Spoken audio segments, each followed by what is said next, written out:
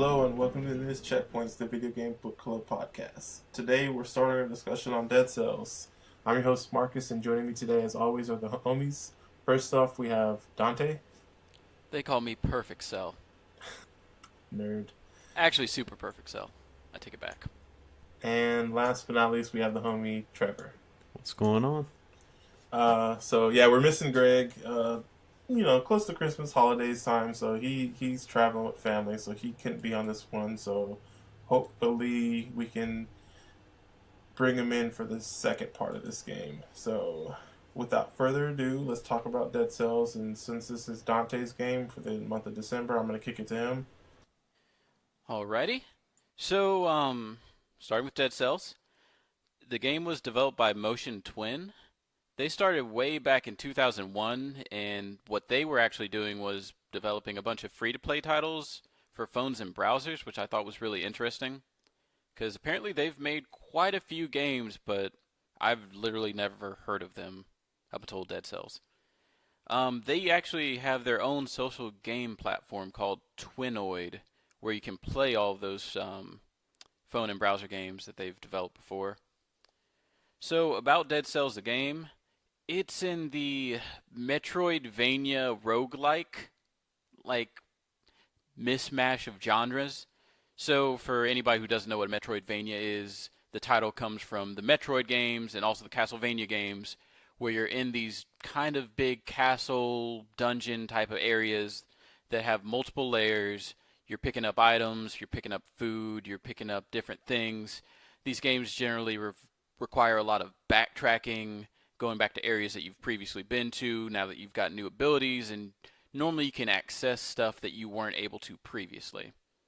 The roguelike part of the name comes from the rogue genre, which essentially, I guess the best way to describe it would be a game where you play through it and you die and you have to start back at the beginning. That's a pure rogue. A roguelike is a game where you kind of go through that same process. You go through the game, you die, you go back to the beginning, but you keep some things with you. So in Dead Cells example, you carry abilities that you've purchased throughout previous runs. And also another big thing of rogues is every time you go through an area, they tend to be randomized to some extent. So even though we're going through the same quote-unquote level, the entire layout of it has changed. Okay, so according to what I read, they were heavily inspired by The Binding of Isaac, which is another very popular indie title that came out probably about 5 or so years ago, I'd guess, at this point.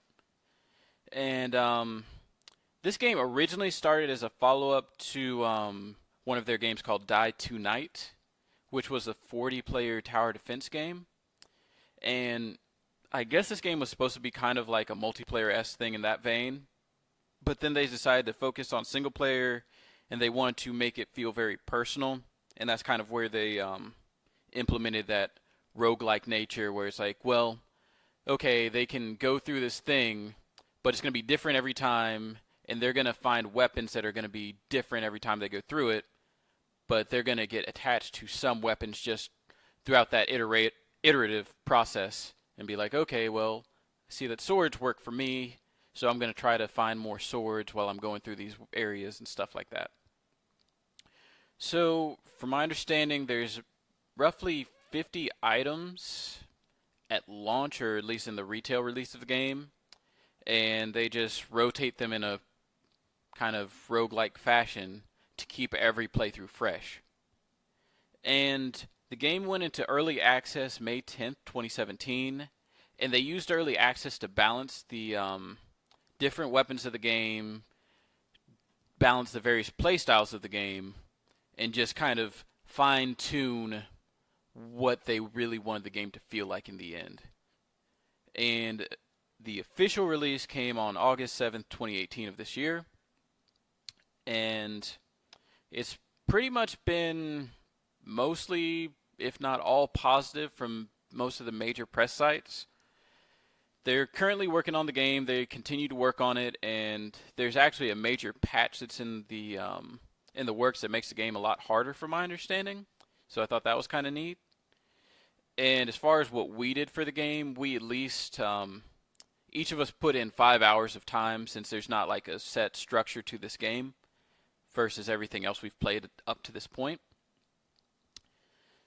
As far as the story goes, there's not really that much that's very concrete. Pretty much at the beginning of the game, you are known as a prisoner.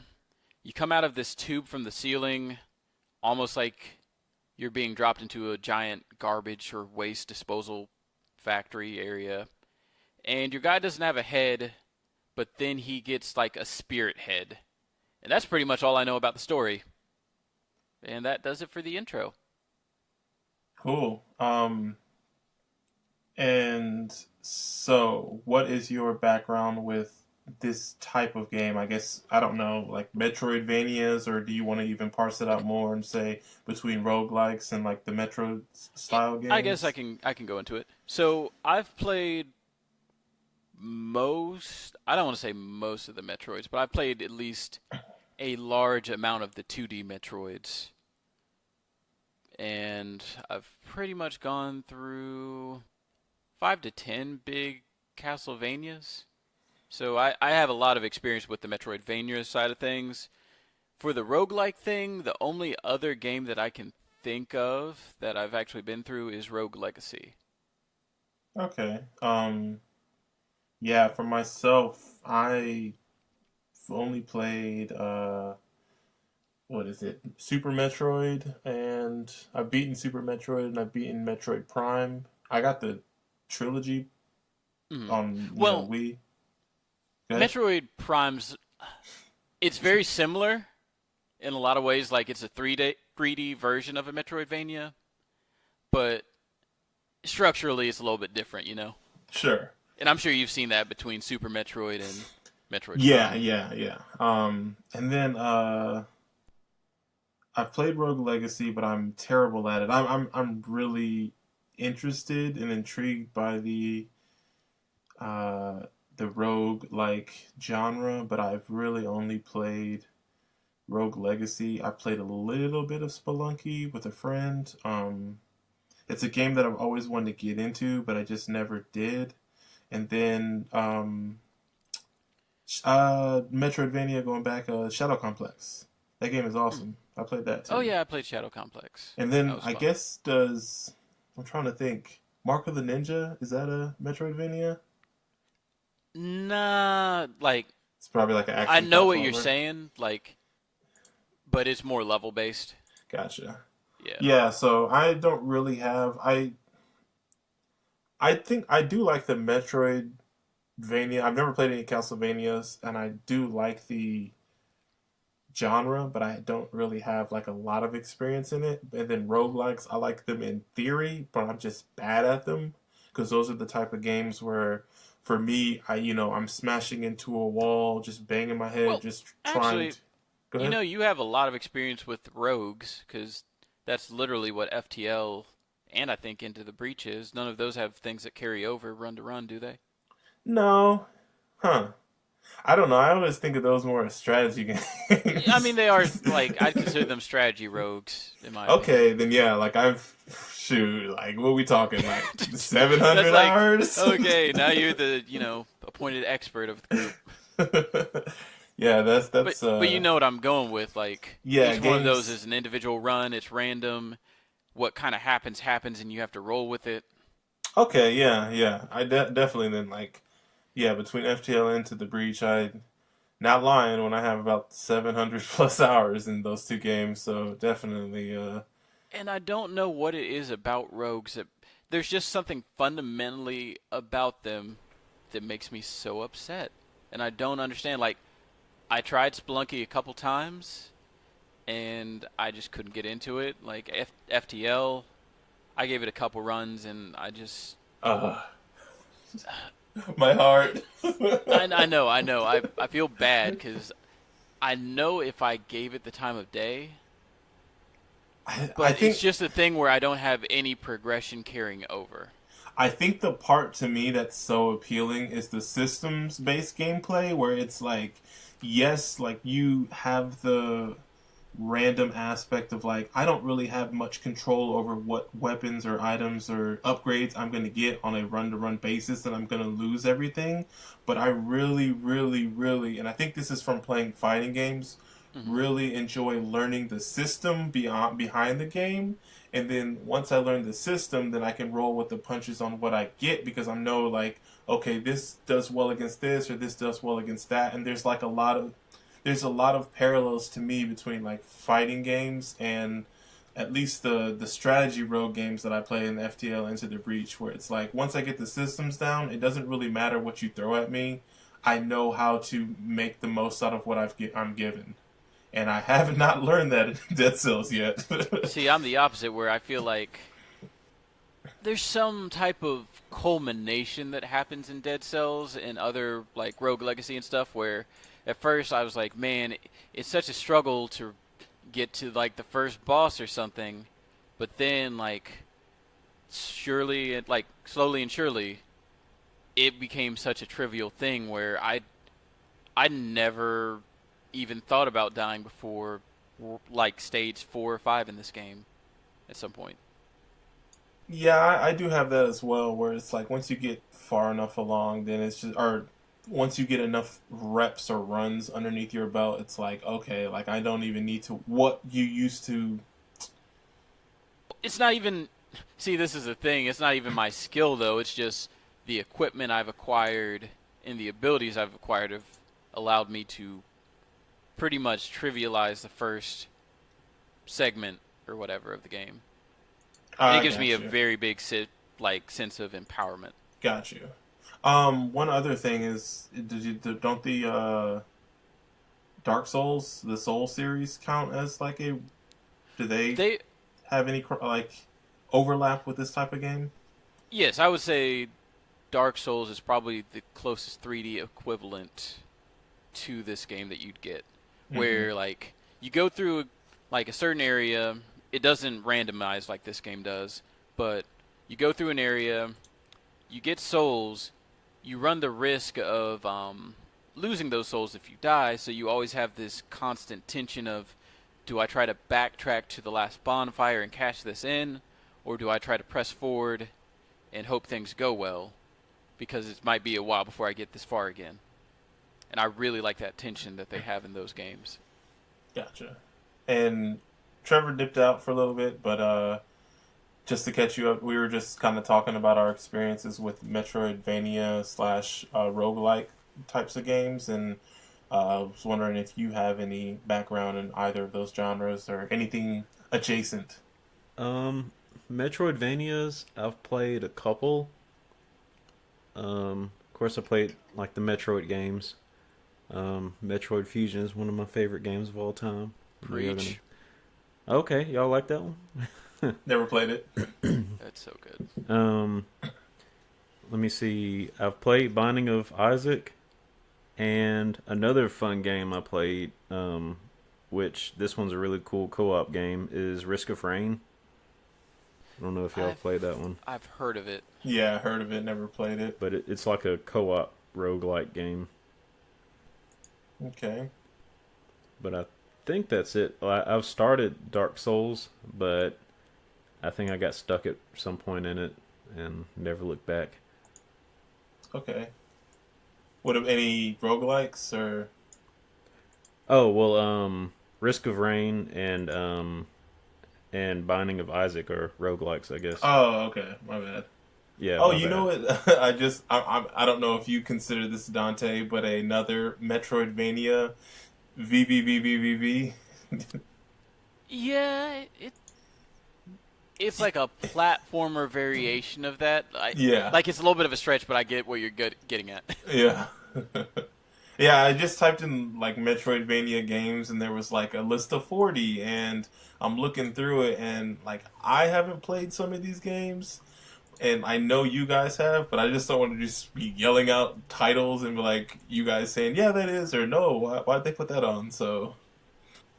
Um, so let's get into this game. I think this is gonna be maybe a short episode. We'll see. We always say that, but like Dante said,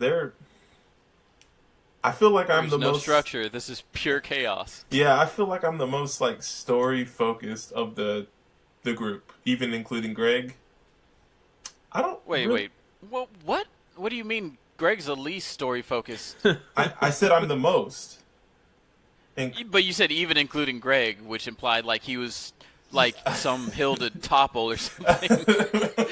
I was like, what's he talking about? including the ramp, that is Greg.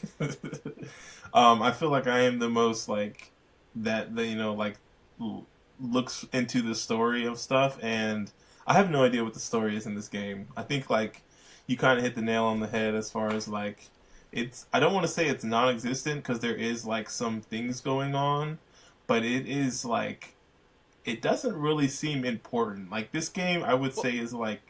Go ahead. If you ever play a Dark Souls, this is the exact same. I It's guess just like a mechanic, mood. or it. It almost seems like an arcade type story where you kind of just jump into the game and start playing it. It's embedded into the background, which is Yes. it's a very interesting way of doing it. And like if you look at one of the Dark Souls games and like see the wiki, like you will say, how was I supposed to figure out any of this? But then you go on YouTube and there's like a 2-hour thing explaining like, oh well, this lady, she actually ate her sister and she became a spider and murdered her like father on her mother's side and stuff like that. And there's a lot of fascinating stuff going on. It's just you have to really like look into item descriptions in a lot of these Yeah. type of games. So it's not so much as a story as it is just lore. Yeah, it's lore. That's a good way to put it. And then even on top of that, like we say like, hey, there's not a story or anything like that. I still think this game has a charm and it's kind of funny. Do you guys I wasn't surprising or I wasn't expecting dude to be so just break the fourth wall. You get what I'm saying? Like Yeah, like there's things that you can interact with in the world that you're in, like whether it's knocking on a door, there's characters in the background, and you can have you watch a conversation unfold, but your character is pretty expressive despite like not really having a face or like it he shakes his head and he like face palms and like I don't know. I think even like the I mean, we're not talking. Let's be honest. throws up double middle fingers. Yeah, nothing's gonna top Ace Attorney writing as far as games we played. But I do think there is some charm to even how they write the dialogue in this game. I don't know if that came across with you guys. I definitely saw it. Okay. Good. I just want to make sure I wasn't the only one. That's about it as far as story. But I was just like, oh my god, like I wasn't expecting it, and I was pleasantly surprised. I was like, I went in with no expectations, and I was like, oh, this type of game isn't the type of game that's gonna have a story or any type of like dialogue or anything. And what little I've seen has been cool. And correct me if I'm wrong, Dante. I don't. So I looked up the developer. Excuse me. While you were talking, wasn't this game made by a single person or worked on by a single person? I don't think so. Motion Twin. There's 11 employees, as according to Wikipedia. But for some reason, I always had the notion that Dead Cells was created by a single person. You know, there was some game like it that I think we might be conflating. I know the cool thing about the developers. No, because I remember reading an article. Have you seen this article about how they pretty much like do payroll there? The equal pay system? Mm-hmm. Oh, is that them that does that? Yeah, that's I remember them. reading about that. So go ahead and explain. So honestly, I don't remember too much, but it says from the Kotaku headline, game studio with no bosses pays everyone the same. So they got 11 workers there. They don't technically have a boss, and they all get equal pay, which that's a pretty interesting way to do things. Yeah, it's basically saying like everybody's job is just as important. Yeah. Like, I Yeah, don't know if that would work at a big studio, but for an indie game, that seems like a pretty nice thing for them to do. yeah. Like I see a quote from one of the game designers said, "We actually just use a super basic formula. If a project finds success, people are basically paid more in bonuses, and everyone is paid the absolute same way. The devs and the artists are paid the same amount of money, and people like me who have been here for 17 years are paid the same amount as people who were recruited last year." Which is, it may sound kind of crappy if you are like, wow, this person's been here so long, they should get paid more than everybody else. But I think the cool side of that is that they're all equally invested in the success of the game. So it's like a good type of motivation to be like, oh, like we want this game to be a success because it directly influences everybody. So I don't know, like I I don't have a lot of experience working in a team or a collaborative sense, but I've from what I know, like having spoken with Dante, like sometimes like people don't necessarily get like the help that they need, you know, and then they feel like they're a dead weight. And I feel like this type of, I mean, it's a smaller company, but this type of pay structure probably promotes like a lot more collaboration because there doesn't feel like there's probably a pecking order, which is probably very beneficial for the workers' mindsets. Yeah, it definitely, as long as everybody's on board with it, I could see there being a lot less contention. It's not like, oh well, so and so's making more than me, and I'm doing twice the amount of work or whatever. It's like, okay, well, we're all pretty much getting paid the same thing, so you know, there's no bad blood about who's like, I need to keep up with X or keep Yep. up with Y, Yep. that type of stuff. All right. Let's dig into this game. Let's talk about this game. So, I guess it's pretty straightforward. Like you start a run where the souls basically reanimate this body, and now you're take the control of this character. You have a roll which has invincibility frames on it, so you can use it to dodge attacks. Um, you got four weapon slots.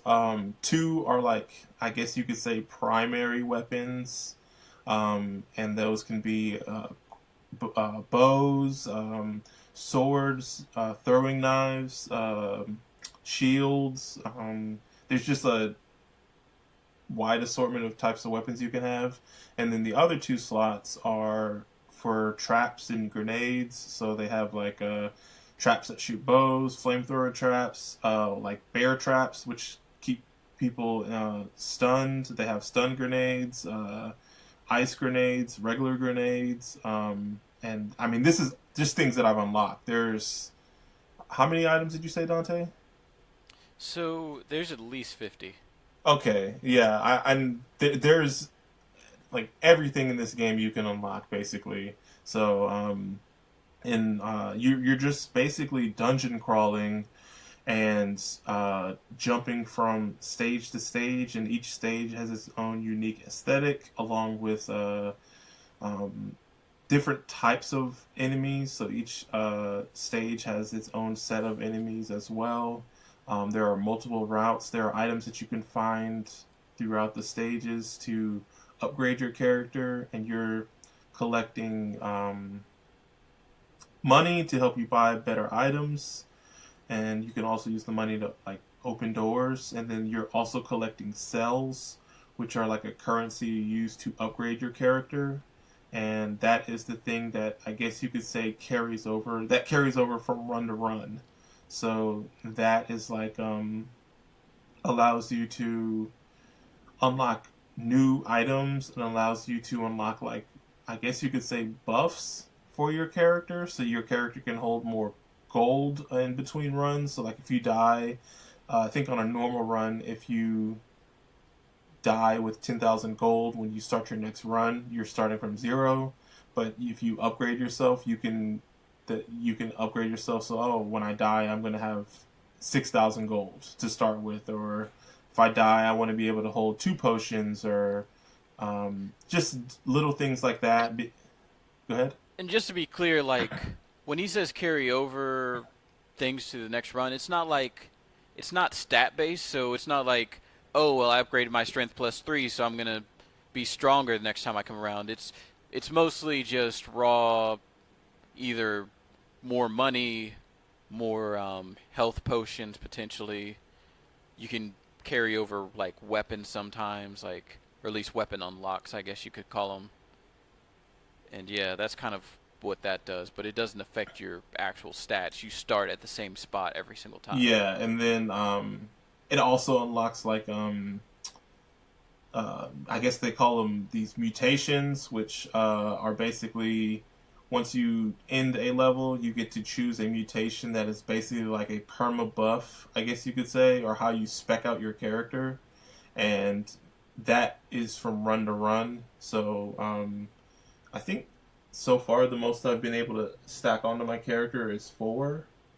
But they do things like they increase your DPS, they give you more overall health, they allow you to throw down traps or grenades. There's like less of a cooldown on them. There's some that like, oh, you have better DPS when you're standing by your traps. There's some that you have better DPS when you're standing by a group of enemies, or better DPS when you're standing further away from enemies. So there's a wide variety to complement the types of the play style that you prefer to have, or based off the weapons you have. And you can also, they have this, I think maybe one of my favorite parts of the game is the upgrade system, because they have 3, I guess you could say, traits, and I guess this is another way you can spec out your character. And it's like I think it's red for brutality, green for I want to say vitality. That might not be right. And then It's survivability. Survivability, and then purple for tactics. So a very basic explanation is red is typically for swords and like melee weapons. Green is typically like traps and shields, and purple is traps and grenades. For the most part, but each item has its a single color or 2 colors. So you can like a sword will have a red background. So when you put points into brutality, the red trait, it buffs the stats for any items that you have that have a red background. If you put points into survivability, it buffs the DPS for all the items that you have that have a green background. But that carries over across your upgrades that you do with your mutations. So your mutations are also in the different categories. So they have the mutations that affect your red ones, mutations that affect your green ones, mutations that affect your purple, and then they have the generic, like, these are just overall good for your character. So there's a lot of like cool customization you can do for that to spec out your character in that specific run. And I think that is probably my favorite system in the game. Because it like is a cool like way to upgrade your character, and like it promotes you experimenting with the weapons that you have on hand. Because I know a lot of times for myself, like I have these are my preferred things, or like the preferred type of weapons or whatever that I like to play with. But if I don't get them in that run, instead of me being like, oh, this is a wasted run, it allows me to experiment with some things that I wouldn't normally play with, and I can spec them out to kind of like power them up, and kind of like it gives me a fresh outlook, and like it makes every playthrough that I have like feel unique. And so like I have like, I think in my if I was to look at my stats, I think I've had 31 playthroughs, and I don't remember all 31, but I do remember a couple of playthroughs where I was like, oh yeah, I remember when I got this item and I got really far with this thing, and I would never have used that, but who knew that this was a good strategy. So it's I yeah, really you're going like through the the way same areas, but it never feels repetitive at all. Yes, every freaking run is like fresh and like feels good. And like I said, like I just had a playthrough with two items that I never would have paired up together. I hardly ever use either of them, and they didn't particularly go well with each other.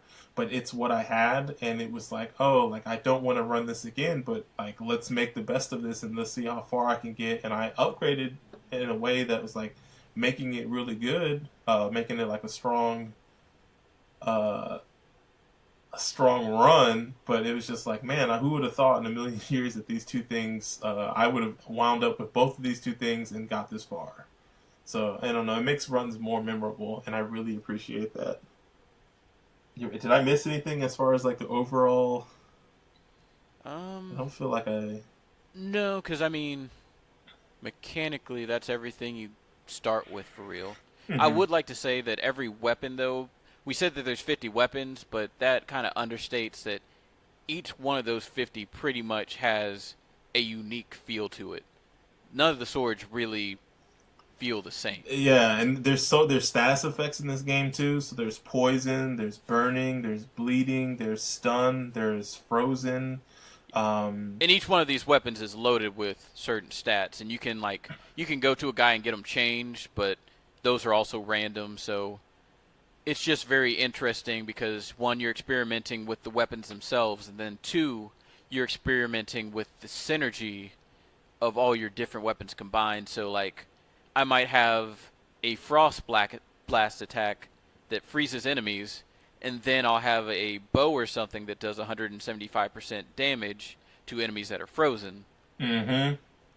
Yeah, there's been many times where it's like, well, technically this item on its own is better than the things that I have, but the things that I have work together in a way that I'm able to pump out a lot more damage than I normally would be able to. And so, like, this item by itself, it does 100% damage to poison enemies, but nothing that I have poisons enemies. And I have, like, an ice grenade, and then I have two items or two weapons that do like bonus damage to frozen enemies. So it's like, why would I switch over to this thing that I won't even get the most benefit out of it? And then, like, not to mention, so I didn't mention this, but then there's also, I guess you could say, legendary items, or they're called colorless items, and they have a gold border, and they are not, the way I read into it, they're buffed by whatever upgrades you have the most points in. So if you have the most points into green, that's the buff it's going to get as far as the damage percentage or whatever. But those kind of interact interestingly because those normally drop randomly, and so you can't really always count on getting those in a run. So like when I've had runs where I've had two and I've done especially well in those runs, and then I've had like mini runs where I've had none, and then it's like, oh man, I really could go for a colorless weapon right now. I really, really, really, really, really appreciate the variability in this game, and And just the ongoing changing of strategies depending on the situation, where you'll have a set of items and you think you're doing really good, but then you get a really other, like, you find an item that's even better, but it's of a different like discipline. And you're like, man, you got do to I make want those to get rid decisions, of man. do I want to get rid of this thing that's been working really well, or do I want to go with this thing that's going to be weaker right now, but I can probably buff it to a really large extent in the very near future?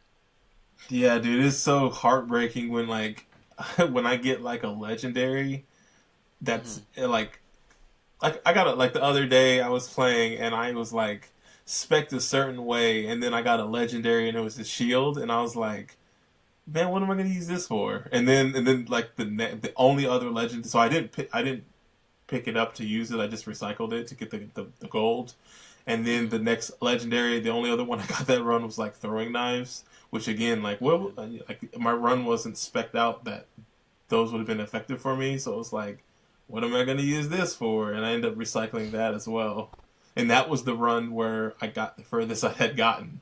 So it's like, damn, if I would have had a legendary that was like, I don't want to say useful, but like more catered to the run I was having, then man, who knows how far I could have gotten. So, without saying too much, like, I actually finished the game, which I didn't expect to do, but it happened. And in the run that I finished the game, I was just I was praying for this one item. This one item would have made things a lot easier. In specific, did you ever get to a necklace, Marcus? Uh, I doubt it. I don't know what you're talking about. Necklaces, like, they replace your, I guess, Prisoner bracelet or prisoner amulet? yeah, the prisoner bracelet. Yeah, I've gotten That's those it. before. Yeah, and normally, like, I get one of those without even thinking. I get one, and then, like, in the second set of levels, I get another one that's normally, like, 20% off damage, but I just didn't get it, and I was freaking out because I'm like, this is the best run I've ever had. Yet at the same time, I knew what was coming up, and I'm like, man, this minus 20% damage that I'm not going to be taking into this, fight with me, that's going to make a huge difference. And it did, but I managed to, like, squeak by. And it's just those things where it's like, man, please just, like, whatever dice god there is, just roll in my favor just once. Yeah. I don't know. Yeah. How long did it take? Like, how long have you played this game, and like how long did it take you to beat it? So, I pretty much haven't played since I beat it, but it took, I think my Steam clock said 16 hours. Okay. And I probably had it on for like an hour when I wasn't really doing So anything. it took you about 15 hours then. Yeah, but I get the impression that I did it faster than anticipated, to be honest. Okay, and then I'm playing it on PlayStation 4, so I don't have a time, but I would reckon that I've probably played it at least 20 hours, and as far as I know, there's 3 bosses, and I've gotten to the second boss once, and I almost killed him, but that's it. I've only gotten to him once. What about you, Trevor? How are things on your end? You've been awfully quiet. It's slowly progressing. I'm learning just listening to y'all. Because I honestly haven't. I don't know. I watched like some streams of the game. Mm-hmm. And I've tried implementing some of their strategies, but of course some of the I'm sorry. some of the guys Giving up already? No, I haven't given up. Like I've actually played. I know I've played at least 5 hours. But the farthest I've gotten is to the ramparts. But watching I guess the pros stream it, it's like I guess I've kind of spoiled the game for myself because I've seen like what stages they get to next. But at some point you can, I guess, Dante, you were mentioning you can re-roll some of the stats. Yeah, you get to a dude. And that's what one guy was doing. And I realized after watching some of these guys, I'm picking up a very severely lacking number of cells every time I turn them in. 30, 40 per level. No, I go for. Man, I've been getting about 10. To be What? honest. Yeah, I didn't realize. So like, Bro, you get that from the time gate. the Let's explain that mechanic. So, you have these different stages, and pretty much every stage but the first one and a couple other ones, there's a time gate near the beginning where as long as your run has been under a certain time threshold, you can unlock and go past the gate. And typically you get a blueprint in there, which allows you to get a new weapon from the vendor. And you also get normally a vat of cells and some money. So, before we get too far away from weapons, I want to ask this. First of all, what is the point of unlocking weapons? Like, if they're all randomized, so you can't actually choose which weapon you want to get or you want to start out with.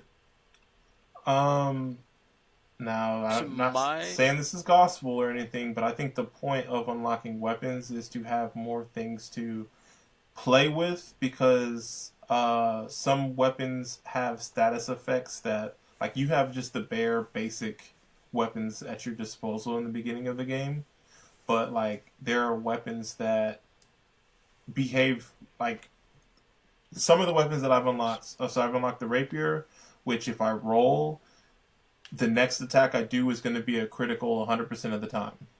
So Dang. That's clutch. There's the twin. I think they're called twin daggers, which every third hit is an automatic critical.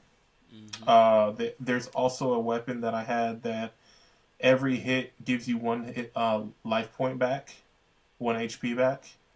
Did you get the whip?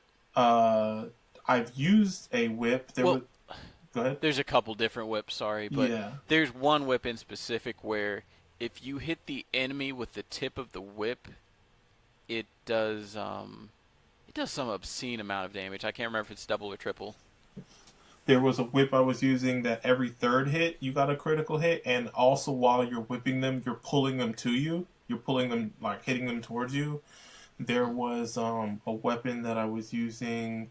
There's an oiled blade. So any time you hit somebody, they get covered in oil, so they're more susceptible to fire attacks if you had any fire traps or weapons that did fire damage. There's crossbows that pierce the first enemy. So like if you're shooting into a crowd, like you can hit the first person and the person behind them. There's weapons that I've had that when I swing, it shoots an arrow up forward diagonally above me. There's some that shoot a grenade right in front of me. There are some that I've had that crossbows that shoot 2 arrows at a time, so you do double damage, or crossbows that shoot like a shotgun blast, so they shoot 4 arrows, like kind of like in a spread right in front of you. So there is like, it may seem like it's like, oh, why would I want to unlock this sword because this other sword the starter sword is fine enough, but like, well, not necessarily that, but just the idea of unlocking it when you can't actively choose to use it. So, I'm not sure, maybe Marcus can confirm this. Do you have to unlock the weapon for it to show up randomly in some cases, or? I believe so. It was kind of one of those ambiguous things for me. A lot of these weapons that I don't have, the only time I've run into them is in the challenge rooms, where I feel like the challenge rooms are like completely, they have these daily challenges that you can do, where there's a certain, what do you call it? Like, it's like it's a trial. It's like, okay, here's the daily challenge. Like, you and all the other Dead Cells players have this available for 24 hours. They give you an objective, whether it be like get to this boss or clear this path, or just different objectives that you have to meet while you're trying to do this daily challenge. You can retry it as many times as you want, and you get bonuses upon completion. And I've done 2 of those, and I've seen weapons, like every weapon I've used, I've never seen in my game. And they're not like legendaries or anything. So I am led to believe that you have to unlock the blueprint and then pay for the item in order to have access to that item randomly. Like, that's not to say that.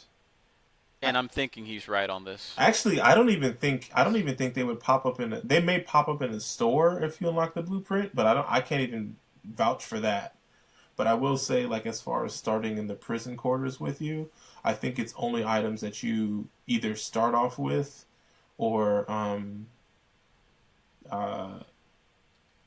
items that you either start off with or items that you unlock. Because, like, one of the first things I upgraded was the random shield, and literally for maybe 20 of my runs, I only had access to do 2 different shields every time I played. It was either the I don't know how to say it, the cudgel or the greed shield, and it wasn't. Go ahead. So that's where you start to benefit, is like unlocking the skill where it randomizes the starting weapons. No, I don't think they show up in levels before. I could be wrong about that. I don't think they show up in levels either. I think once you pay, like, so one of the things, have you unlocked any items, Trevor? Then I guess not. I'm sure I have. Have you, Dante? Repeat that? Have you purchased or like unlocked items yet? You're talking about with sales, right? Yeah, with sales. Yeah, I've done that. Yeah. So when you get them, like when you can purchase it, you can pick it up right there. Instantly, Right. yes. and you can pick, and that's scaled to however far into the game you are. So if you purchase it and you're pretty far, it could be like a level 5 version of that weapon. But once you purchase it, then you can get the level 1 version from the jump in the beginning of the game as well. I don't Potentially, randomly. Yeah, potentially. Yeah, exactly.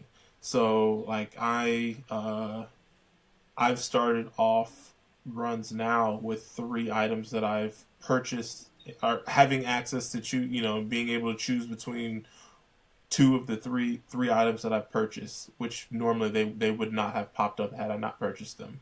Okay. So I'm reading an answer of a question that got asked on the internet. Says after you unlock the weapon and after you get it right there, it starts to spawn randomly in the dungeon. It can also be a starting weapon if you have unlocked the randomization for those. There's quite a lot in this. Okay, this isn't the best English, but I'm not judging. Much of the game is randomized. So yeah, it says that once you get the blueprint, you purchase it with the cells, then you have access to it in the dungeon. Yeah. And it also shows up in stores. Okay.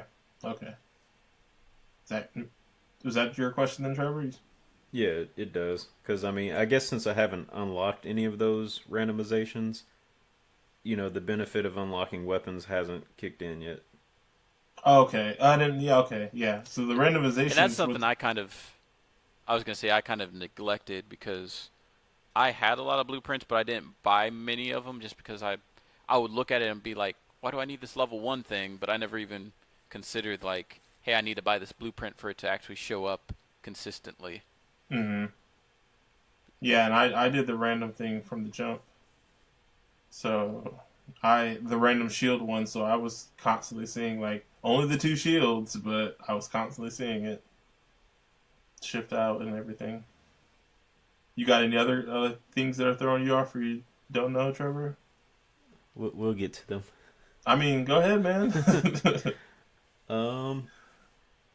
All right. So when you get to, well, like Dante said earlier, the game is kind of pseudo-linear. But in that second area, after you leave the prison, I forgot what it's called. The promenade of something. Yeah. There's like a door, like the first one that you get to.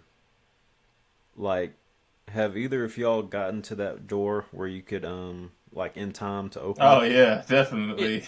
That thing is Trevor. Dante was talking about that earlier. Yeah, it's they have time doors. Pretty much, the game always tells you how much, I guess, your playtime per run in the bottom right corner. And for the first area, it's 2 minutes to get past the time door. Then I think it's like 5 or 6 minutes. Then it's like 12 minutes for the next area. And pretty much if you get past any of those doors, you get a bundle of cells, you get a blueprint, and you also get like some money and maybe like a weapon. So is that even worth it? Because Yes. like my thinking is like, okay, you've already gotten to the part where you can purchase things and you actually use your cells, so you can't backtrack. But if you're doing just a mad dash to that door, have you picked up enough items in order to? Are you gonna like, To stifle out your run before you even start? Right, exactly. Yeah. So once I got comfortable, and that was pretty much after I beat maybe like, I'd say the first boss a couple times, I felt good getting to that first time door, and just I could consistently get there, and I never really worried about dying or getting into a spot where I didn't have a good weapon going into stage 3. So I could consistently do that one, and occasionally I'd get the next time door, but not very often. So it's just kind of depending on what you want to do.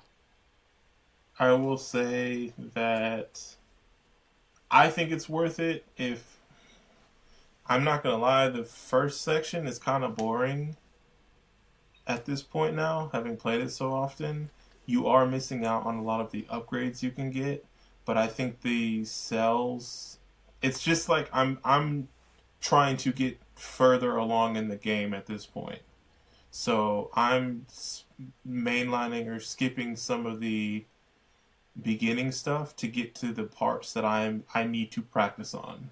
So I'm getting to, I don't remember what's the name of the clock tower and the other level, the sepulcher, forgotten sepulcher or something like that. Yeah, sepulcher. Yeah, like those two levels I have issues with. So I'm trying to speed through the front half, get the little cell bonus for being able to open those doors, and uh, the payoff is worth it for me because I just want to like keep practicing those levels, and you have to play like 3 or 4 levels before you can get to them. So the faster I can get to those levels to practice them, the better for me at this point. And even like I've gotten it. So I think every level after Promenade has one of those time doors with the cell bonus, and I've had runs where I've gotten that bonus, gotten the bonus on the next level, maybe didn't get the bonus after beating the boss, but then got the bonus after that on like not even trying to. So like I've definitely had runs where I've gotten the bonus on 3 of the 4 levels that you can, and it makes a huge difference in the amount of cells that you have. So you were Well, complaining about only getting 10 cells, Trevor. Like those things by themselves, like that first one, it has between I want to say 10 and 14 cells, and then like some of the back half ones have like 24 or 30 plus. So like it makes a big difference in the amount of cells you can have, and especially because you can open it super early in the level. You could open it and then just play the rest of the level out and get another 20 plus cells. So you can have 50 cells going into the upgrade part, and you can unlock a lot of stuff doing that way well, as see, well. there's kind of the trade-off though, where that's why I like getting the first one because I get that 10 instantly. Mm-hmm. But then if I was to actually try to explore like stage 2 or whatever, I'm not going to have enough time to get to the next time door. So that's why I kind of go for the first one, and then after that I just kind of explore, which, I mean, it's longer just because my runs take longer, but I was also trying to get as far as possible, so. Yeah, and like you said, there is the trade off. So like for me, I'm just trying to get the reps in on those levels that I'm not really good at, and I don't really expect to get to the boss and beat it. But I really just want to practice on those levels that I'm bad at, and after a certain point, it's like playing those first couple of levels. They're not really challenging or really fun. I don't know. I mean, they're okay. You can like run through them, but like I just don't want to have to deal with them. So I do try to speed run through it. And hey, don't get me wrong, like it really like it's dependent on the items I have in the beginning of the game too. Because if I have some trash ass items, then like probably I will probably like switch out, or no, I will probably speed run. I'm more prone to speed run when I have trash items because I'm just like, oh well, I don't really want to focus on specking these items because I don't really want to keep these things. So let me just get as far along as I can and like get to the end. But if I have items that I'm really feeling in the beginning, then I'm more like, okay, cool. I do want to use these things and see how far I can get with these things. So let me make sure I upgrade these and all that as well. So it just depends for me how I'm feeling. And also too, like, I don't know, like this is the one of those types of games where it's like, oh, you can play in my mind, you can play a run and then go to play a run then go to sleep. You know what I'm saying? Like it's not one of those games that you're gonna sit down and play like 8 hours. Well, for me, it's not a game that. Bro, like when I when I listened to Dan Reichert on the Bombcast or Beastcast talking about how, oh, I would just be like, oh, let me just sit down for one run and then it'd be 6 o'clock in the morning or whatever. That was me. I got entrapped in like it doesn't feel like you're spending that much time in the game, but you are, and time Yeah, just tends to go yes, away. yes. I'm It not is a denying problem, and that. I can't stop it. I'm not denying that. Like I'm saying, this isn't one of those types of games that I'm gonna sit down and play like 8 hours. I think I've played maybe 3 hours, but like not 8. But I do think this is also one of those games, especially once you kind of get out of your system. Like I'm not at that point yet, but I think this could be one of those games where you just like, oh, I'm gonna play a run of Dead Cells and go to sleep, and like that should be fine because like a run could take what 20 minutes. It could take an hour. Like it just depends on how good you are at it. So like for me, if I'm focusing and playing a run, it probably takes me about 45 minutes to an hour to do a single run. So like I'm like it's 9:30 and I'm like okay, I want to maybe play a run. I'll be done at 10:30 and then I can go to sleep, you know? And that's kind of how I'd been playing it recently. It was like, oh, if it's kind of late, I'm only going to do one run. So this is going to be one of those runs where I actually try. So let me go ahead and, or, one of these runs where I'm like grinding out the dungeon and trying to upgrade my weapons and all that. So let me focus on this and let me try to get everything that I unlocked and all these upgrades that I can. Because I want to go to this final boss armed, armed to the teeth. I want to take this boss out. So Oh boy, that. Oh, we'll probably get into that second episode, but yeah, there is a skill jump between boss 2 and boss 3 that's kind of unprecedented. yeah. Like I said, I only got to the second boss once, and I didn't necessarily have like weapons that I would normally use. Mhm. It was like a unique playthrough where it was like two of these things I like, but these other two things they're just the best that I found. With it. So like my things didn't necessarily all go together, but I was able to get them down like 20% life left on my first time fighting him, and I felt pretty proud about that. I didn't expect to go and beat him, so I don't know. I think this game is dope. Ugh. I think you beat the first boss faster than I did. Yeah, I only lost on the first boss one time, and I didn't even realize it was a boss the first time I played it. It's just Dang. like, whoa, Dang. this. I feel like that's how I felt about the second boss. Yeah, I was it's like, like, man, this guy only hit me once. wow, okay. I was getting jacked up by that grapple hook. Freeze that dude. Must be nice. You got anything else, Trevor? Um, I don't know. I'm kind of conflicted on this game. On one hand, I'm enjoying it. I like the gameplay of it, but the aspect that really keeps me from enjoying it is having to start over. And I know that's a part of the genre. I know it's a part of the game, but I don't know. I feel like whenever I get far enough in the game, I get weapons that I'm not familiar with, and they're usually better than what I have. And I haven't gotten to a point where I can kind of strategize and put together weapons that have good synergy. So it's, I don't know. By the time I do get really good weapons or really good gear, I end up dying. Okay. So I think it's like a double-edged sword. It's like on one hand, getting new weapons means you're more unfamiliar with the weapons because there's more things more things you have access to, and so you haven't used everything. But on the other hand, I feel like it opens up some of the potential like setups that you can have too.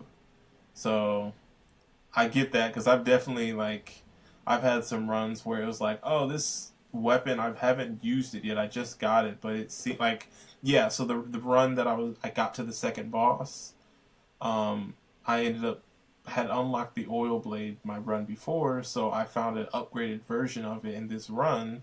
So I was like, cool, let me go ahead and get this because I have something that sets enemies on fire. So we about to put in some work. And I didn't realize that um I think it was the way something is worded means something, because there's some things that are worded that like, oh, like this causes something on hit versus this causes something when you have a victim. So I misread something on one of the items I had. So I was thinking like, oh, this oil blade with this is going to be a super sick combination, and oh, this blade ended up not even, it only, that status effect only applied once you killed the enemy, and I'm playing a single boss, so I didn't get the whole benefit of why I chose this weapon, and that kind of screwed me over because if I had kept the item that I had instead of this one, I would have done maybe a little less damage, but it had better synergy with everything because of like I had been using that up to that run. The one that gets me is plus 100 damage, plus 100% damage taken. You guys run into. Oh man, like you feel good because you're like, oh man, this has such an OP power. You're looking at the little power chart and it's like, oh well, this weapon does like 2,000 damage, and then you get hit twice and you're like at 10%. You're like, what the heck? Yeah, yeah. And that was me, like, that forgot Sepulcher. So, like, the cool thing about this game, too, and I don't know if we've really touched on this, is that the environments are so vastly different. So, there are some environments, like, where they actually, like, a lot of this is just side-scrolling, just going left to right on, like, there's, like, exploring, in a sense, because you are, going down a hole and that's jutting off into different branches and paths down there underground. But for the most part, to advance forward, you need to stay above ground and just go forward. And there are some levels that are like completely vertical, or vertical, so you have to climb up, and they're like you're climbing up towers and things like that. And I do like that there is a you're like, even though I'm saying, yeah, like it's boring to run through the first couple of levels, they all have their unique feel and like how you have to traverse the area. And I think that makes it really interesting for like the different weapons that you can get. And I think that helps out with, because I mean, if you're just running side to side, jumping on some platforms, like for 8 levels, it really doesn't matter what the background is. But I really don't know. Am I doing a good enough job explaining that? Does that make sense? Well, so one thing I do want to say, like real quick, is yeah, we've said the first couple levels aren't super engaging, but these are literally like, if you're speed running, you get through it in 2 minutes easily. Yeah, yeah. And same thing for the second level. So that was just something I. And this is me after 20 hours. Yeah. So I definitely did not feel that way at 10 hours. It's almost like the preparation phase of sorts. Yeah, yeah. It's like, and I think even what type of gear can I get, and what's this shaping up to be? If I hadn't played 20 hours in 2 weeks, and that was like 20 hours spread out, like, or like say, I stopped playing this game and then I picked the game back up in 3 months, like I won't feel the same way I feel right now. I think it's just because I've played so much in such a condensed amount of time is the reason why I feel that way. That's no disrespect or to, like boo-boo on the first couple levels, because I still think they're good levels. It's just that, I've played this game for 20 hours in a week and a half, 2 weeks, so I'm getting a little bit tired. Like every playthrough I'm seeing these first couple levels, and at first they were challenges and now they're not challenges, but I still have to go through them, and that's what I mean. Like, yeah. Do you guys have like your preferred like items or like play style that you have at this point? Or I mean, obviously you get what you can. So I will say this is something I wanted to talk to Trevor about a little bit. When he said he was kind of afraid to pick up new weapons, even though they were like statistically better and stuff like that. Mm-hmm. So one cool thing about this game is when you pick up an item, you physically drop the other item that you had equipped right in that spot. So if I was unsure whether I'd like something or not, I'd pick it up, I'd mess around with it for a little bit, then do that assessment. Well, is the damage boost worth this playstyle change that I'm going to have to adjust to? Does this, is this going to synergize? If it is, I keep it. If not, I pick up the other weapon and then sell the weapon that the new loot or whatever you want to call it. So that was kind of my process, and I was very particular about my arsenal at all times. There was a lot of stuff in this game that I didn't like to use, so I tried to avoid it as much as possible. So up until the very end, I never used a bow. I pretty much never used a shield. I didn't like the claymore or any like two-handed weapons. So anytime I got any of that stuff, I just, even if it was like 2 times the amount of damage as the weapon I currently had, I wouldn't actually use it. Okay. Did you have like your preferred things, Trevor? So I actually enjoyed using the whip, and that was mostly because of how the scrolls that increase your what are they called? The 3 different The stats? yeah. I would try to put everything into purple, or at least initially, and then I would try to find like some they're like crossbows, the crossbow turrets. Oh yeah, the sinews. I would try to use those, and because I noticed the whip, like it uses the red and purple at the same time, but depending on which one you have more more stat increases on, I guess that's the one that it kind of favors. So I didn't, that was one thing I liked about having the whip, is because it kind of used both red and purple, and so it didn't matter which one you spec'd into. Other than that, I found some item, and I don't remember what it was, but it allowed me to leave like a trail of fire every time I rolled. Yeah, that's one of the perks that you can get on some weapons. Okay. There's a couple things that can happen on a roll, like you can throw a dagger, you can throw a bomb. Yeah, I found a couple of items where you could throw like a bomb, but one of the reasons why I liked the whip was because, I don't know, I just played better whenever I could keep a good range on enemies. You get that crossbow game up. I couldn't get into using the bow. Like, I don't know why, but the bow, I don't know if it was just because of the controls, having it on B. You can flip it to the other in the pause menu. Yeah. Okay. I may have to try that. Yeah, if you hit pause, you can flip it to the like I guess you're playing on Xbox One. Yeah. Okay, so like for PlayStation 4, the primary weapons are square and triangle, and then the traps are X and O, and you can just pause it and you can flip flop them. So I did that for. It just depends on what my items are. So I'm constantly going in there and switching things around, because typically, like, if I'm playing primary, like, range, like, playthrough, then I'm going to have that on square. But if I've been playing with a sword and I pick up a bow and I want to use it, I usually just put it on triangle. So, like, I usually, like, my primary, quote-unquote, primary weapon, or the main thing that I use, is typically on square. Okay. Yeah, I think I said B earlier, but I meant Y. Okay. Because I think that was where I equipped the bows, like at the beginning of the level. Yeah.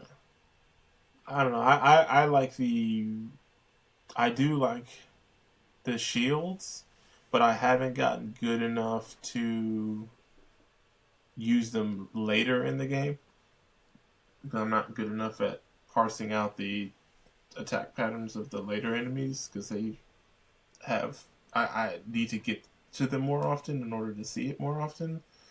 But I do like I typically opt to get the shield stuff, or like the green items, just because I like the green mutations, because they mostly have to do with survivability, I guess you could say. So it's more about getting you life back and making sure that you stay alive. And so that's my play style. And then I do like the crossbows because I can stay at a range. So I kind of go for things that I typically go for shields and crossbows, and the types of traps, either ice grenades or the wolf. I guess you could say wolf traps, the ones that like are basically bear traps that lock people down into place. I typically go for that so I can like stay stay at a range from them and just keep pegging them with crossbows or whatever range thing I have. I have been switching it up a lot recently and been trying to go swords just to like experiment with that, swords and throwing knives and stuff like that. And I've had more success with those than I have with crossbows, but I still prefer crossbows still. It just really depends because like the earlier crossbows kind of suck. So crossbow and shield, I'm not really getting that much DPS out. So typically, I've been trying to split the difference to go crossbow and sword, and then so that way I have something if they get up on me, and then I also have something to keep them, do a bunch of damage while they're coming at me. I did manage to find one gold shield at one point, Mm-hmm. Gold shield. and um, I that was the only time I ever used a shield, and because I thought it was worth it, Yeah. But for me, it only helped like with enemies that threw projectiles at you. Yeah, that's my issue right now. Is that either the enemies, the first batches of enemies, I'm pretty good at parrying, and like this is the issue that I'm having. So like with the shield, if you block an attack, you take 75% of the damage instead of, I think it's 75% of the damage instead of 100%. But if you time it and you parry it, so you block right before you get hit, then depending on your shield, different things happen. So if it's a projectile thing, you reflect it back at the enemy. If it's a physical attack enemy, then it stuns them. But then there's also shields. So I have a blood shield that if I parry, perfect time it, then it does like a orb around like the area that I'm in, and anything in that area starts bleeding and taking like it gets that bleed effect placed on it. And I have to think that that is not the only shield that has a status effect like that. That style. I do have one that there's a See, the thing is, though, like, I feel like there's so many weapons that can also do that. It's hard for me to justify. But I mean, it's different yeah, depending on your everybody play like style. Yeah. I have a shield that lunges, so you can lunge and so you can use that to bash enemies, and I really like that one. Because it does damage and like it's a shield as well. And then there's also a shield that when you block stuff, it drops gold, and so you can pick up more gold with that shield. And then there's a shield that I had that it and there's a mutation that when you reflect something, the enemy takes all the damage. And then there's a mutation that when you perfect parry, the enemy takes like plus blah blah blah percent damage or something like that. So I can imagine that those two would be like a super easy way to take out some of the enemies in this game. And they're definitely like projectile enemies later in the game, but there's often the enemies I have trouble with later on in the game are the enemies that have like maybe three different attack patterns, and it's me trying to basically identify and distinguish between the three. And then they also not necessarily always have like a single just attack once. They may have like three quick attacks in succession, and that's the thing that throws me off with the shield. So it's harder. I think it is possible, and I do want to try to have like a run where I get a shield and I stick with it for the entirety of the run, but I just have to work on my parrying more. And then there's even like mutations too, where every time you parry, you get life back, and so like that is another incentive. So I don't know. I just really like the green mutations, the survivability ones. Those are my favorites, and I'm just looking for an excuse to try to use all of them. Do we have any? Do we have anything else that we need to discuss about Dead Cells? I think we I think we've covered a good amount. I don't. I think we've kind of looked over or glossed over the level design itself a Mm-hmm. little bit, where like okay, everything's randomized, but there are also, in lieu of it being a Metroidvania, a lot of traps and perils that can befall you aside from just your typical enemies. So they're like spiked pits, they're I guess structures that you can kind of crush and get to like hidden areas. They're cursed chests that when you open those, you have to kill 10 enemies, and if any enemy touches you or does damage to you before you kill the 10, you instantly die. I'm trying to think about what else other like level gimmicks there are. Like pits you can fall into. I don't know if you said that. Yeah, there are definitely a lot of pits. There are sometimes you can open a chest and in the chest like it's not a cursed chest, it's a normal chest, but it's filled with enemies. Um, there's also like random elite enemies that are sometimes on a level where instead of fighting like a normal version of an enemy, you fight like a powered up version of an enemy that can summon lesser enemies to attack you. And so there's They that. have much better drops as well. Yeah, there's flying enemies as well that like attack you at angles that normal enemies don't necessarily attack you at. So like for the most part, your weapons kind of just go horizontally. But there are some enemies that they're coming from like up above you. So like it sometimes you have to either rely on like the homing ability of like the whip or throwing knives, or you just have to like jump and time your attack to hit them while they're flying at the angle at you. I don't know. I've had some silly damage taken because I didn't have a weapon that I could, hit the flying bats at, Yeah, that can definitely or be a thing. enemies that explode into more like smaller enemies, or enemies that just spawn out of the ground while you're running. So there are some things, and then even like that the level that I had been having issues with, the Forgotten Sepulchre, that level is completely different than any other level, and I died to the level 4 times before I realized what was happening.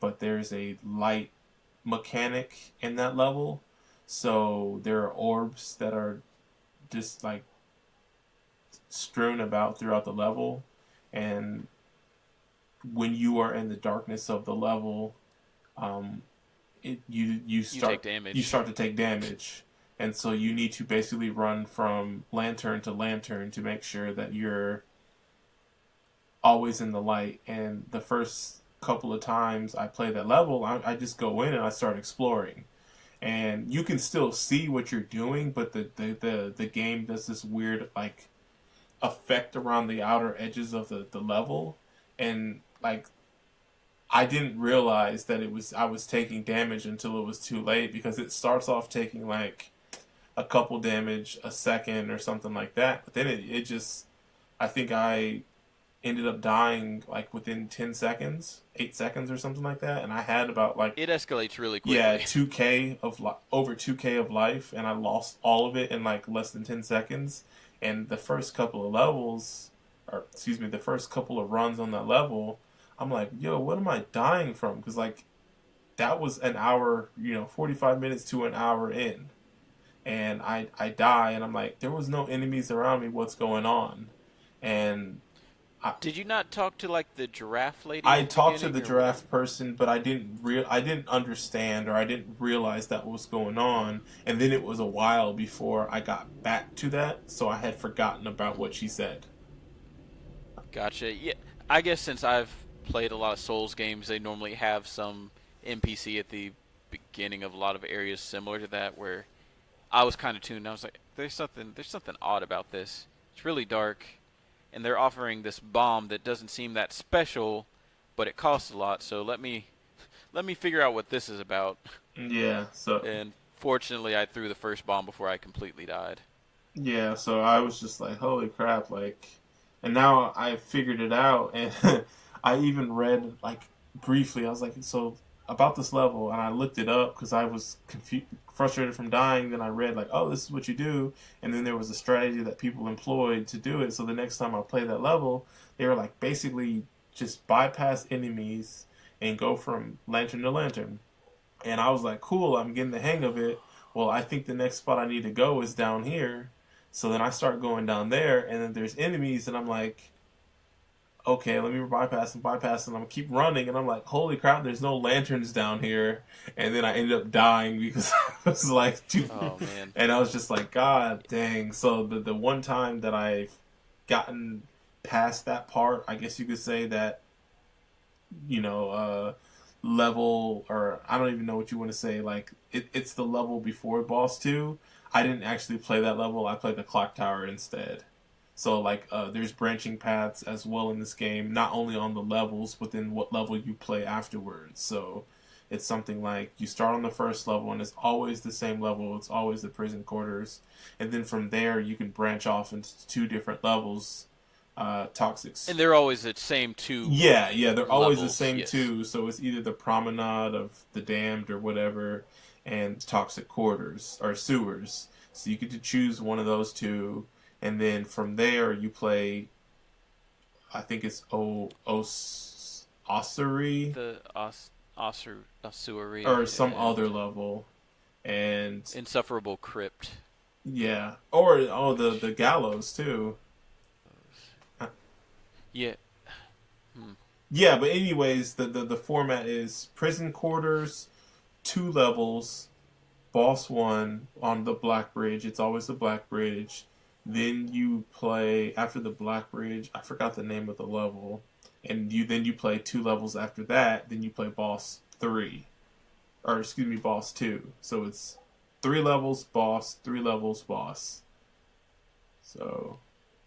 And yeah, every level has its own gimmick. That's another thing I kind of want to iterate. Aside from the first level's pretty straightforward, but like second level, there are vines you can climb up on. Well, one of the second levels. The other one's a toxic sewer, and you're just trying to get through all of these like passages that will poison you. You go to the let's see, is it the no, Stilt Village is the one where you have to collect the keys to open up doors, and you have to go through these like teleporter doors to get to these various areas of the area. And just each level has its own gimmick. Like one they haven't reached that I've gotten to, you pretty much have to run through the level twice, and like without saying too much, you activate something and it causes things in the level to activate. So that was a really interesting thing to see happen. And they just kind of they have this variety to the design that makes it always very interesting, fresh, and even if you've seen it a couple times, it doesn't necessarily get old type of feel to it. Yeah, I'm just looking forward to playing a lot more of this game. I'm trying to convince my brother. I'm about to go out of town, and I'm going to try to convince my brother to buy it on his Switch, so that way I can, air quotes, show him this game. But really, I just want to have an excuse to be able to play it while I'm away from home. So hopefully I can convince him. Do we got anything else that... I feel like this is like a good, like, what is this game about? And then, like, I think the next episode will just be like, yo, tell us your best this run. is what happened. When I was gone, did y'all talk about like the art style of the game? We have not. Do you want to go into it? I mean, I don't know too much about like the background of it, but I know it has like an updated pixel art style, like it's sprite like an animation. HD 16-bit, like you can see the blocks on most enemies. And it's also pseudo 3D-esque in that regard. But I really like the promotional art for this game. Like it looks pretty good. I don't know if I'm in love with the color choices, I guess, are throwing me off. Really? Like I like the animation. I was like it's like super in the vibrant. actual game. Exactly, like it's almost too vibrant. 205. I don't know. It's very I don't want to play no like brown games. No, no, okay. no So gray like games.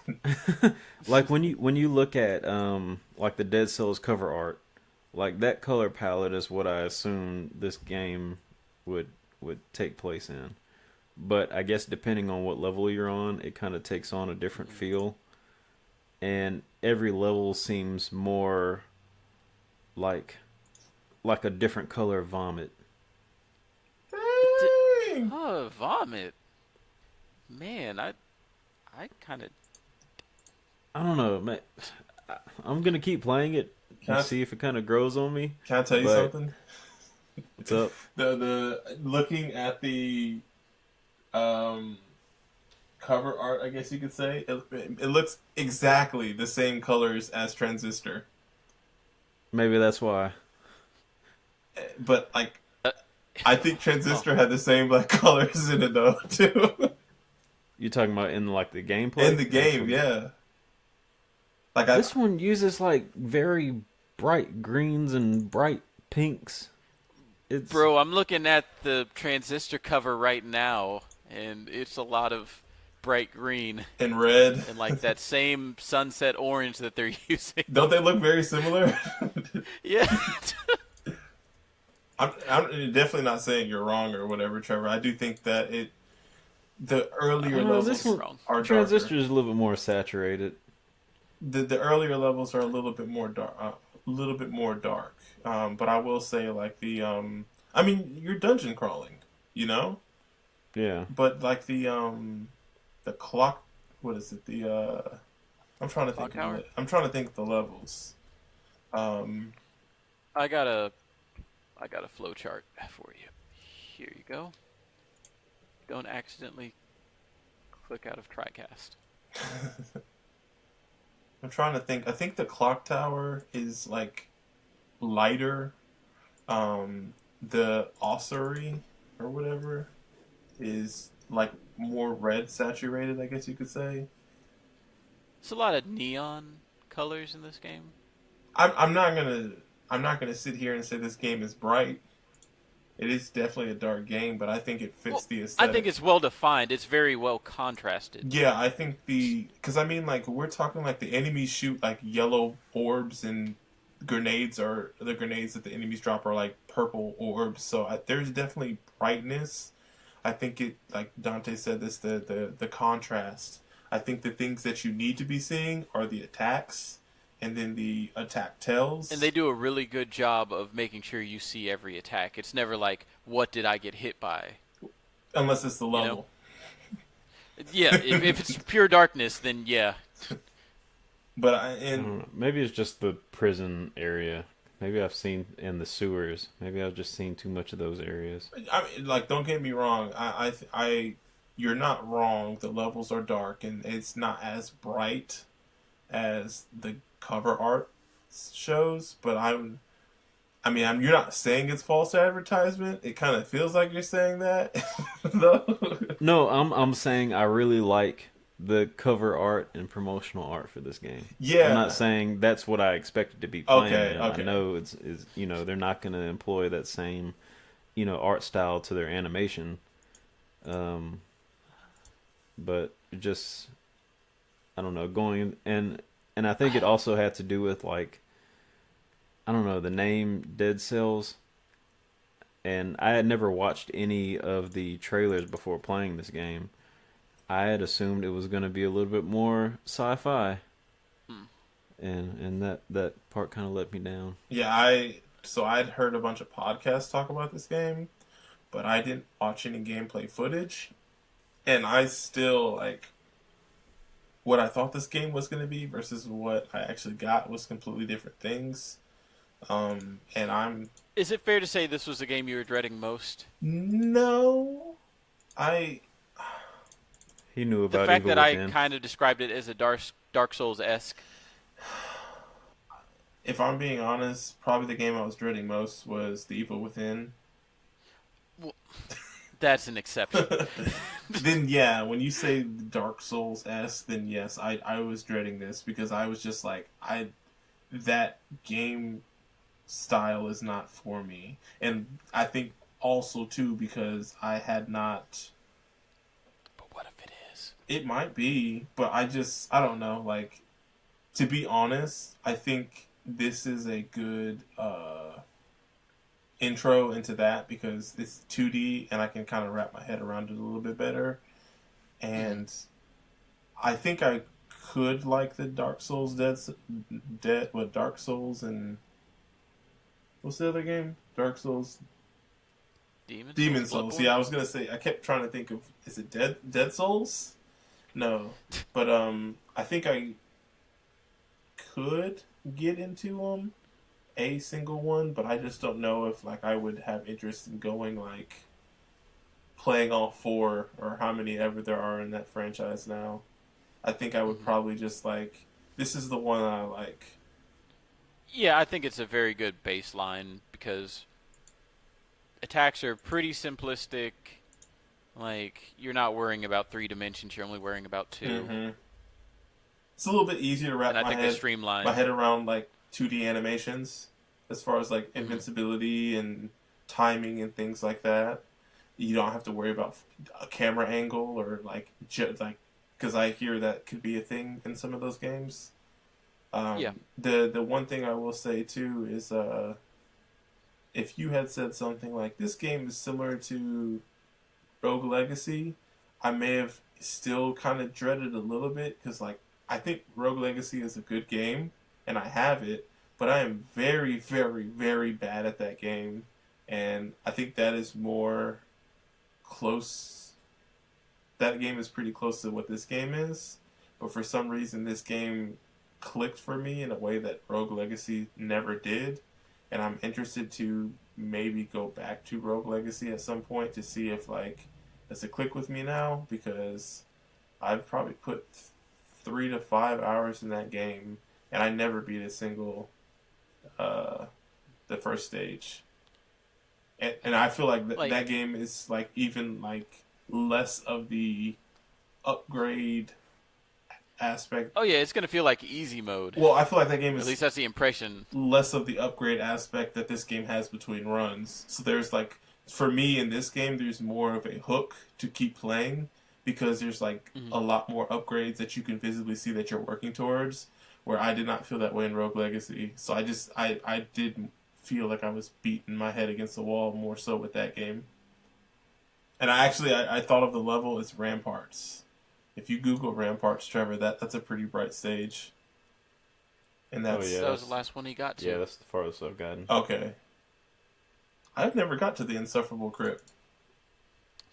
It's kind of tricky. It's or the Ancient Sewers. You have to get a couple items before you get there. Okay, yeah, I've never even got to the Ancient Sewers either, so that's probably why. This is tight, man. I didn't know about this. I'm gonna have to.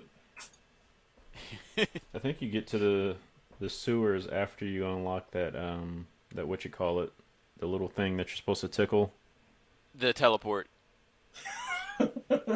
See, when I described that to him earlier before the podcast started, he's like, "What are you talking about? You got to rub something." I'm like, "Yeah, man. Before you can actually teleport, you can just rub on it, and it gives off like electricity or whatever." So, I have seen that. I just didn't know not what it those. Does. The ones you climb. Oh, the vines. Yeah. Yeah, I did. I think you need more than just the. I might be wrong. I did see the. That was how I was able to get to the sewers. But there's 2 swords. There's toxic, and ancient, which you need the vine. Okay, yeah, I used I went to the toxic sewers. The ancient one, you need the Bellier's rune, which is not the teleportation one. I'm trying to think about what Bellier's rune does. Yeah, man, I was. It's the ram one that you destroy the ground. Oh, yep, that's what you need. Before I unlocked those, I was literally just sitting there tickling those, those things on the ground. What am I supposed to be doing here? And that's kind of the thing I like about this game that's also similar to Dark Souls. And Metroid. You get items and you interact with stuff that you don't know what it does, but then at some point it's like, oh, okay, now I can actually interact with this, and wow, it opens up an entirely new level. Yeah, it's crazy. Is that the Metroidvania part of it? Yes. It ain't no Guacamelee, though. What is, Trevor? What is? You guys got anything else? I think we're good now. Cool. You got any question, Dante? We tried to keep it short. It's shortish. Yeah. This is probably the short. Uh, I don't want to say shortest I was trying to end it like 20 shorts minutes. in 2018. Yeah. I was like, man, we can maybe end this 20 minutes ago, but it's all good. It's good. So the only thing I could think of, and I was coming up with a question as we were talking, if your house were to burn down right now, what is the item that you'd want to be able to carry with you to the next house? The fridge.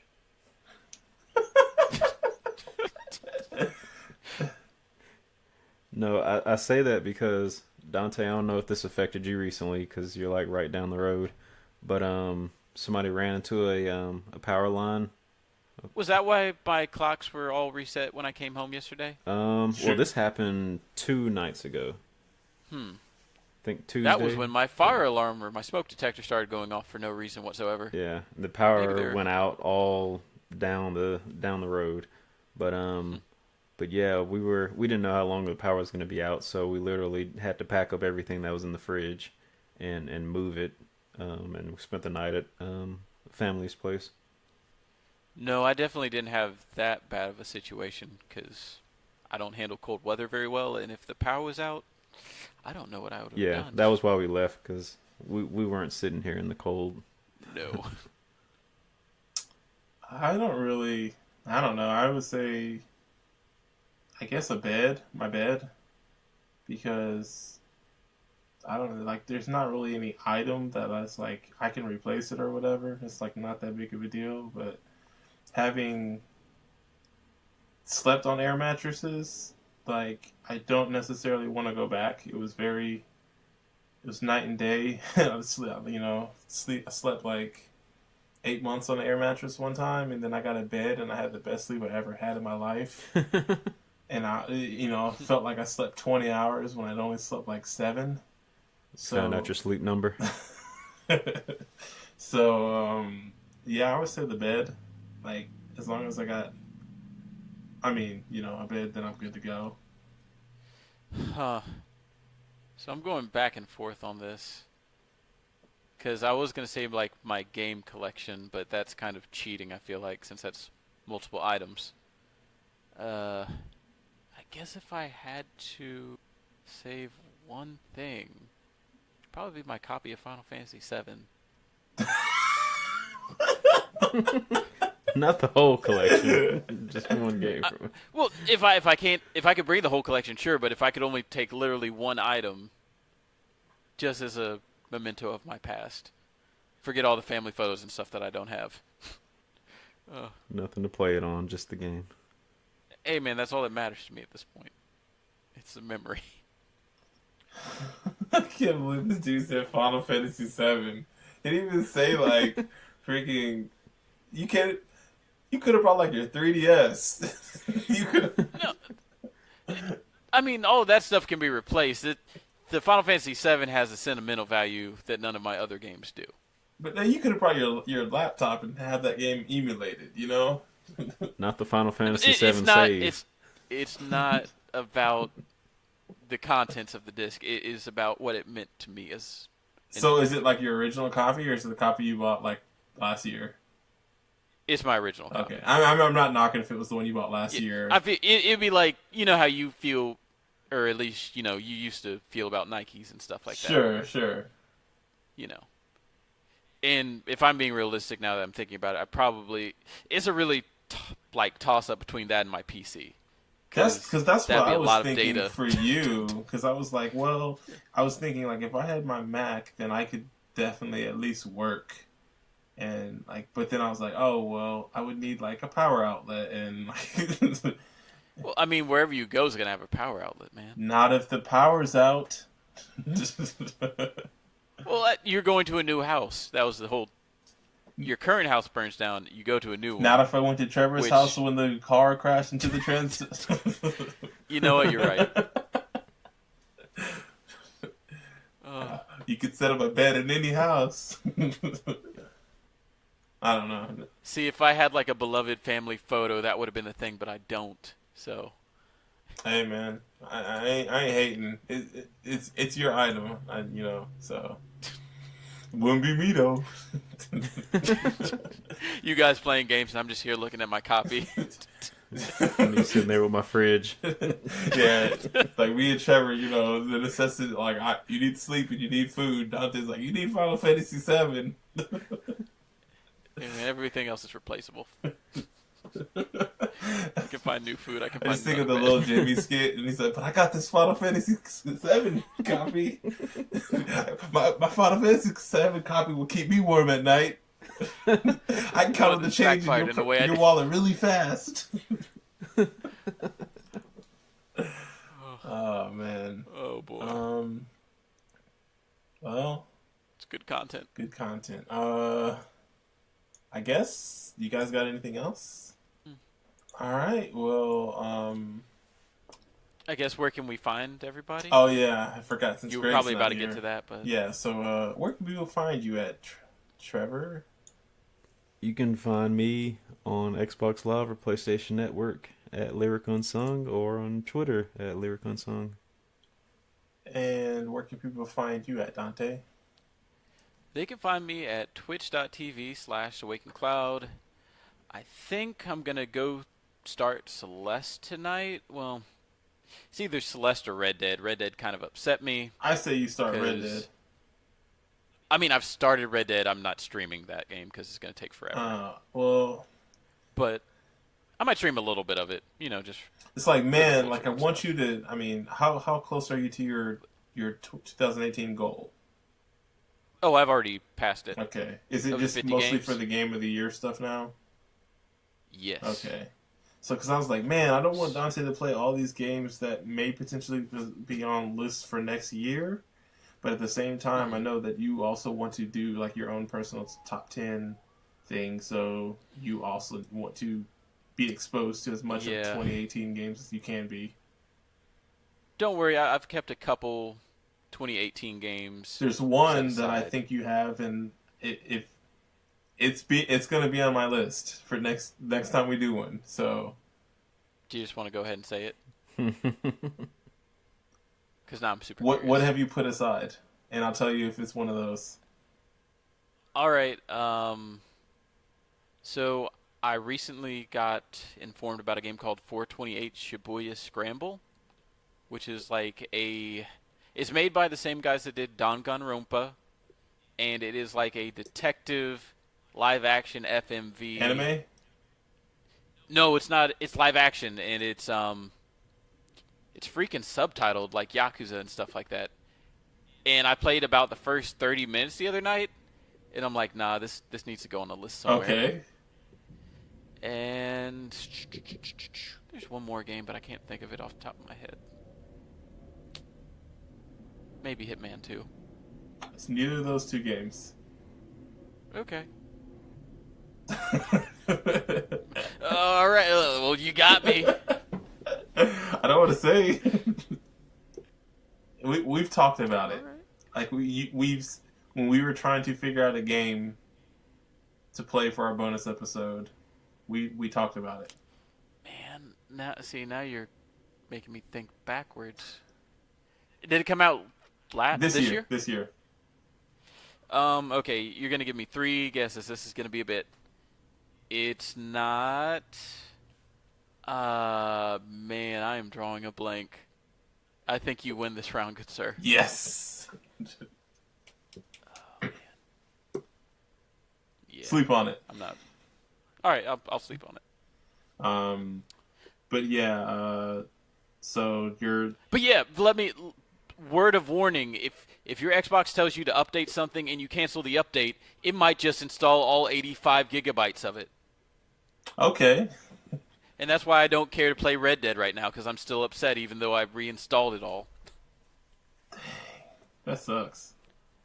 Dude, it sucked, man. When you're like, oh yeah, I'm going to just sit down, play this game, get kind of engrossed in the world, and it's like, oh, well, not until we install all 85 gigabytes of this thing. Good thing you're not what do they call it? Capped, right?